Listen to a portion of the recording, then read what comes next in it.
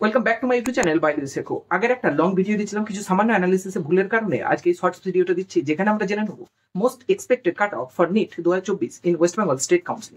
সব থেকে প্রথম জেনারেলের ক্ষেত্রে সিট অ্যাভেলেবেল রাউন্ড ওয়ানে 1300।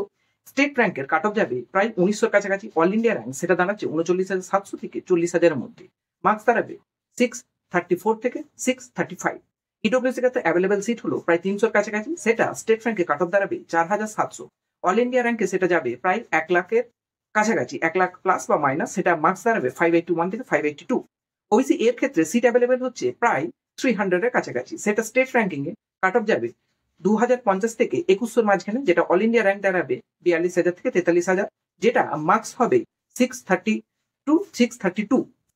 ওবিসি বি এর ক্ষেত্রে সিট অ্যাভেলেবেল হলো 205, সেটা স্টেট র্যাঙ্কে কাট অফ যাবে 2310, এবং সেটা অল ইন্ডিয়া র্যাঙ্ক হচ্ছে করসপন্ডিং এ 46,500 থেকে 47,000, যেটা মার্কস হচ্ছে 628-এর কাছাকাছি। তারপর হচ্ছে এসসি ক্যাটাগরি, সিট অ্যাভেলেবেল সংখ্যা হচ্ছে 640-এর কাছাকাছি, যেটা স্টেট র্যাঙ্কিং এ কাট অফ যেতে পারে 5,700।